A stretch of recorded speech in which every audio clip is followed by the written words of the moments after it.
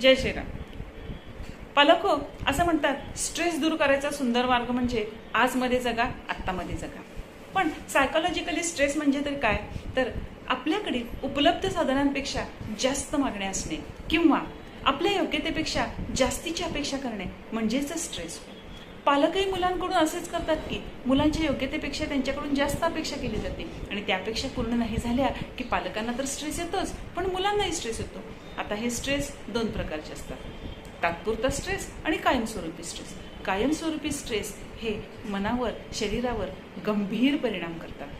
या स्ट्रेसमुळं कधी कधी माणूस नैराश्यामध्ये जाऊ शकतो आणि त्याच्यामध्ये उदासीनता, चिडचिडपणा इतकेच नव्हे तर आत्मविश्वासाची कमी पण निर्माण होते. या व्यक्ती कधी कधी टोकाची भूमिका घेतात, जसे की घर सोडून निघून जाणे, व्यसनाधीनता, आत्महत्या करणे वगैरे.